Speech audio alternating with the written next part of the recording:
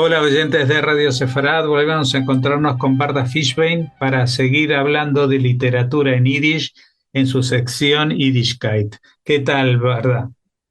Hola Jorge, hola a los oyentes de Radio Sefarat. Hoy, Hoy hoy nos traes a otro autor, Kapinovich, ¿no? al autor Abram Karpinovich, un verdadero cronista de su tiempo en Vilna, que es donde era su ciudad natal, Vilnius, y, y es un autor que nos trae un cuento con un matiz, con un tinte divertido y muy actual para la época en que vivió este autor y, bueno, de su tiempo, ¿no? Ujú. Karpinovich nació en 1913 en Vilnius, sobrevivió al Holocausto refugiado en la Unión Soviética y tras pasar 2 años en un campo de internamiento británico en Chipre, ingresó a Israel en 1949, donde se desempeñó como administrador de la Orquesta Filarmónica de Israel entre 1952 y 1983, es decir, más de 30 años. Entre tanto, escribió 10 libros, 5 de los cuales son de relatos sobre Vilna. Fue colaborador de las prestigiosas revistas literarias en lengua yiddish, Die Goldene Kate y Letzte Nayes, La Cadena de Oro y Últimas Noticias, y también coeditor del segundo volumen del Almanach von die Jüdische Schreiber in Israel, del almanaque de los escritores en Yiddish en Israel, publicado en el año 1967. Entre los galardones que obtuvo Abram Karpinovich están el prestigioso premio Manger que recibió en 1981. Sus libros fueron traducidos al hebreo, polaco, ruso, lituano y alemán. Se lo considera un innovador en la literatura yiddish en estilo y en género, ya que entrelazó con destreza y creatividad las memorias y la ficción. En sus relatos sobre Vilna retrató la vida de los excluidos y los pobres, describiendo cómo los movimientos políticos de entreguerras, el sionismo, el bundismo y el comunismo, influyeron en gran medida en la vida de los judíos de Vilna. Este autor falleció en el año 2004. Y el relato que conoceremos hoy se llama La bandera roja. Abke, el masticador, se metió en un lío intentando hacer una buena obra. Una tarde se encontró con un tío rondando una iglesia. Al principio, Abke no se fijó en el hombre de la chaqueta arrugada y los zapatos gastados. Abke iba a la taberna de Itzke el pelirrojo. Un forastero buscaba una partida ilegal de póker y necesitaban una cuarta mano. Y ese era Abke, pues era experto en barajar cartas. Era famoso por eso, siempre conservaba 2 ases. Pero la mala suerte impidió al joven que rondaba la iglesia lanzar algo por encima de los cables eléctricos. Abke pensó que aquello era una señal de alerta. ¿Qué podría lanzar alguien sobre los cables? Obviamente no era una camisa para ponerla a secar. El lanzador era claramente torpe. Lo que lanzaba se elevó varias veces y volvió a caer. Era completamente incapaz de lanzar una bandera por encima de los cables. Abke estaba furioso. Mira al inútil que mandaron a hacer el trabajo. Corrió y le gritó al lanzador: Vete a casa, barbudo. Si no puedes hacer un trabajo, no te metas. El revolucionario actuó como un gran héroe. Es una orden del partido, dijo. Abke preguntó: ¿Quieres pudrirte en la cárcel? El joven no se desanimó. Tenemos que movilizar a las masas, dijo. Por suerte la calle estaba tranquila. Abke maldijo su destino. No podía quedarse allí con el muchacho ni dejarlo. Al fin y al cabo era un chico judío. Miró a su alrededor para asegurarse de que nadie lo viera, le arrebató la bandera al joven y la lanzó fácilmente por encima de los cables. Colgaba sin una sola arruga, con los bordes desplegados como alas. El joven se quedó boquiabierto. Quería agradecerle a Abke en nombre del partido de Vilna y la revolución mundial, pero Abke sisió: fuera, lárgate. No tuvo que repetirlo. El joven ya había notado que un hombre los perseguía desde la calle de Gitketoide, un momento antes de que lo viera Abke, así que se escurrió entre dos casas, atravesó una valla y huyó. Abke ni siquiera lo intentó. No podía correr como el chico y se quedó allí listo para recibir lo que Dios le mandara. Sin aliento, Susilo el fisgón inmovilizó a Abke contra la pared de la iglesia y lo esposó. Susilo, de la policía secreta, conocía a todos y todos lo conocían a él. Hablaba yiddish y comía choln en llaves, el que hacían para el sábado en el restaurante Belfkes. El agente conocía a Abke por una serie de pequeños negocios patéticos, como venderle un anillo reluciente a un campesino pobre como si fuera oro auténtico, o robar un abrigo de piel después de una partida de billar en el Café Stral. Pero colgar banderas antigubernamentales, aunque no lo podía creer, Susilo lo había visto claramente. Las excusas de Abke no sirvieron de nada. Señor Susilo, le juro que iba a una partida de póker, ya me conoce. Pero Abke fue llevado a la comisaría de policía secreta en la calle Ignatover. Allí, Susilo telefonó a los bomberos para que retiraran inmediatamente la bandera ilegal. Por la mañana, la gente paseaba, las mujeres compraban botones en la mercería de Sarah Clock, los vendedores ambulantes arrastraban a los clientes a las tiendas de ropa de segunda mano, alabando el género. Y la bandera, que era tan importante para unir a las masas, no se veía por ningún lado. En la comisaría, los agentes apenas le prestaron atención a Abke hasta que Susilo explicó por qué lo había arrestado y se armó un gran alboroto. De no haber sido Abke el masticador un cliente habitual, le habrían dado un puñetazo, pero simplemente le vaciaron los bolsillos, le arrancaron los cordones de los zapatos y lo metieron a empujones en una celda apartada hasta que se presentara Penjik el lisiado, magistrado de asuntos políticos. Abke no pegó ojo en toda la noche. Normalmente dormía durante sus arrestos, cuando lo enviaban a la prisión de la calle Stefan. Abke se sentía allí como en casa, pero esto no era tan sencillo. Abke se volvió loco intentando pensar qué decir cuando le surgió una idea. Diría que el chico le había ofrecido pagarle por colgar la bandera. Esperaba que Penjik se tragara la historia. De ser así, una vez que saliera de la cárcel, se aseguraría de no volver a meterse en política. Pero Penjik no le creyó. Nunca estaba de buen humor por la mañana. Antes siquiera de sentarse tras su escritorio, ya estaba furioso con el mundo entero. Debido a su pie cojo, sus noches con su esposa no eran las mejores. Ella era joven y guapa. Susilo era un huésped habitual en su casa. De vez en cuando la visitaba de día, mientras su jefe estaba absorto en defender a Polonia del azote rojo. Como resultado, la paz en el hogar no se veía perturbada. Todos los domingos, Penjik podía cojear orgulloso hasta la iglesia con su bella esposa del brazo, mientras esperaba que los otros hombres cayeran muertos de envidia. Abke se centró frente a Penjik con la cabeza hundida. Además de a los comunistas, Penjik también odiaba a los judíos. Ahora que un judío, sin duda también comunista, se sentaba frente a él, su odio transformaba la habitación en un frasco donde estaban encerrados una araña y una mosca. Abke le contó a Penjik los detalles del incidente. El polaco no era su lengua materna.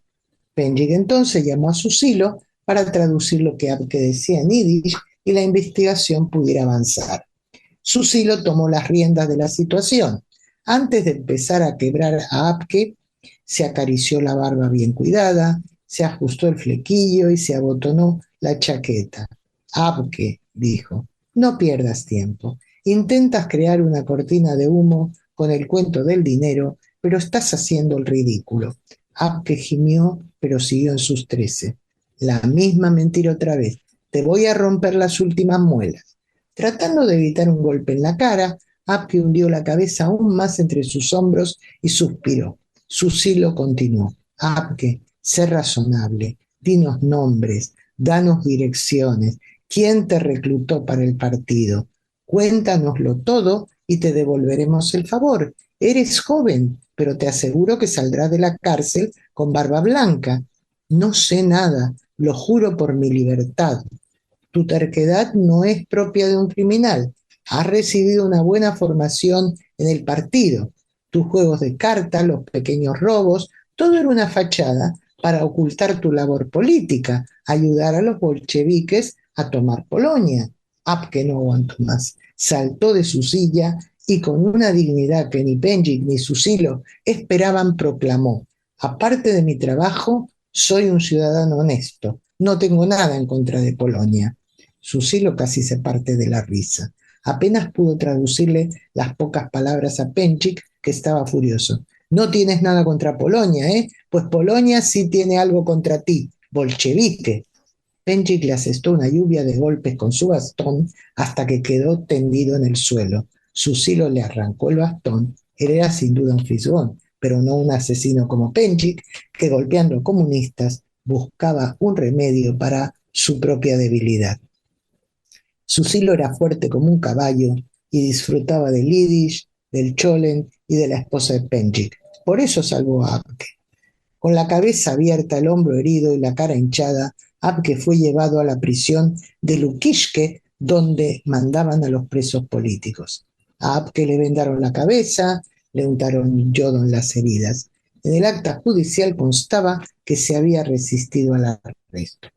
Estaba en una celda con Rulek, Rafes y Mendel Kvartats, detenidos con literatura ilegal y a la espera de juicio. Para cuando las heridas de Abke sanaron, tanto Rulek como Mendel supieron por una nota introducida clandestinamente en la prisión que la conciencia de clase se había despertado en Abke. La nota ilegal incluía instrucciones para recibirlo como nuevo miembro de la vanguardia revolucionaria. Abke no estaba acostumbrado a este tipo de prisión. En la calle Estefan, los carteritas se enseñaban unos a otros nuevos trucos para sacar la cartera del bolsillo de la camisa de alguien. Sobre estos temas, Abke tenía mucho que ofrecer, pero Lukishke no tenía nada que decir. La política no era lo suyo. Rulek y Mendel discutían todo el día y Abke no podía decir una palabra. Salvo el descanso de media hora para caminar por el patio de la prisión, Rulek y Mendel hablaban siempre de la revolución. Abke se maravilló de sus conocimientos. Era comprensible que los arrestados quisieran mejorar la situación, pero el mundo capitalista no seguía sus consejos. Para Rulek y Mendel no había lugar en el mundo en el que valiera la pena pensar, salvo la Unión Soviética, que era un paraíso para los oprimidos. Y si Mendel y Rulek pensaban que la Unión Soviética era tan maravillosa, quizás había algo de cierto. Abke yacía en su colchón por la noche, pero no dormía, pensaba. Sus compañeros de celda lo habían confundido. Tanto Rulek como Mendel eran de familias nobles y respetables. Entonces, ¿qué los impulsaba a defender al mundo entero y consumirse en prisión? Se notaba por los paquetes que recibían que no les faltaba de nada en casa. Salami, jale, fruta, una vida buena, pero no para ellos. Querían una revolución. Cuanto más lo pensaba, más le gustaba a Abke la situación. Los hijos bien alimentados de hombres ricos que nunca habían tenido que comer el pan ganado jugando al billar o a las cartas con una baraja trucada, querían que todos vivieran bien. Un día, Abke fue llevado a la oficina de la prisión. Él pensaba que todos lo habían olvidado por completo y de repente apareció el abogado Chernyshov, que se había hecho cargo de los juicios políticos más importantes de Vilna. Abke nunca había tenido un abogado defensor. Quedó muy impresionado. Chernyshov siempre estaba ocupado. Además del tribunal, se ocupaba de otras cosas que solo le causaban dolores de cabeza, angustia. Era presidente de la Liga de la Tierra Libre, que buscaba un lugar donde los judíos pudieran poner fin a sus problemas. Los sionistas querían comérselo vivo. ¿Cómo es posible, argumentaban, que un judío como Chernígov no entienda que no tenemos que buscar? Hace mucho tiempo que existe un lugar así. Pero Chernígov decía que antes de que los británicos permitieran la entrada de los judíos, todos habrían muerto ya. Así que soñó con un territorio donde todos hablaran yiddish, incluso los jueces del Tribunal Supremo. Chernígov le pidió a Apke que tomara asiento, sacó un papel de su maletín y se puso manos a la obra. Debe saber que el propio Penjik presentó un alegato sobre usted a la fiscalía. Quieren juzgarlo junto con sus vecinos Mendel y Rulek. Se le acusará de socavar el régimen de la República de Polonia. Apke se agarró la cabeza. ¿De qué habla, señor Chernígov? No necesitas convencerme de que no sabes nada. Te creo. Pero el juicio es otra cosa. Pensé en alegar que estás loco, pero no funcionará. Chernígov sacó un documento y leyó. El acusado, legalmente registrado como Apke Srogin, alias el masticador, es muy peligroso debido a sus rápidos reflejos y rasgos de inteligencia. Lo demostró cuando involucró a unos campesinos en la feria de Casemir en un juego de apuestas con el que les estafó decenas de zlotes. Chernígov sonrió. Después de hazañas como esa, no puedo decir que estás loco. Tendré que encontrar otra manera de liberarte. Creo que la mejor opción es hablar de todos tus delitos. Eso convencerá a los jueces de que no eres la persona indicada para acusarla de andanzas políticas. Apke empezó a retorcerse en su silla. Señor Chernígov, le ruego que no hable de eso en el tribunal. Por Mendel y Rulek. Nos van a juzgar juntos. Ellos me tratan como un igual. Gracias a Rulek, incluso dejé de morderme las uñas. De ahí mi apodo, Apke el masticador. Porque gracias a Rulek, dijo que un hábito como ese es decadente. Chernígov olvidó que tenía prisa. Hacía mucho que no se divertía tanto. Contuvo la risa.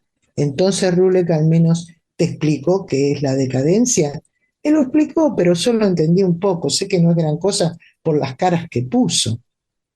Está bien, haré lo que pueda para que no quedes mal. Hablamos pronto. Señor Chernígov, estoy sin blanca. Me exprimieron en una partida de póker que creía segura. No tengo parientes ricos, ni pobres, por cierto, pero le pagaré. En estos casos no hablamos de dinero. Haré lo posible para evitar que te acusen gravemente, pero no quedarás libre. El abogado quiso decirle al guardia que abriera la puerta, pero Apke lo detuvo. Señor Chernígov, quiero preguntarle algo. Adelante, pregunta. ¿Quién es este Trotsky con quien Mendel y Rulek están tan furiosos? Si pudieran, lo despedazarían como a un arenque. ¿Trotsky? Olvídalo, me llevaría una eternidad de explicarlo. Chernígov pensó un momento y dijo, yo también tengo una pregunta para ti. Dime, ¿por qué lanzaste la bandera por encima de los cables? Apke respiró hondo. La determinación del tipo me conmovió. Parecía que no hubiera comido nada en más de un año, pero en lugar de romper la cerradura de alguien para instalarse o ir a divertirse, arriesgó su libertad por una idea loca. Por eso lo ayudé. Durante el juicio, Chernígov tuvo que dar explicaciones sobre la naturaleza de los antecedentes y el trabajo de Apke. Es cierto que la sentencia fue más larga que las anteriores, pero podría haber sido peor. 2 años. Mendel y Rulek recibieron 5 cada uno. El fiscal no era como Penjik el cojo. Era leal al Estado, pero tenía sentido del humor. Unos días después del juicio, el director de la prisión informó a los hombres que serían trasladados a la cárcel de Ravitch. Les preguntó, como se hace con los presos políticos, si tenían alguna petición especial. Rulek, que dominaba el polaco, exclamó, les pido que me lleven encadenado junto con Apke Srogin. Y eso fue lo que efectivamente ocurrió. Rulek y Apke marchaban al frente, encadenados. Mendel caminaba detrás de ellos esposado. Pues muchas gracias, Barda Fishbein, por habernos acercado a este personaje trascendental de la literatura en Yiddish, como todos los que nos presentas en esta sección La Letra Viva, Yiddishkeit. Muchas gracias y hasta la próxima entrega. Hasta la próxima, Jorge.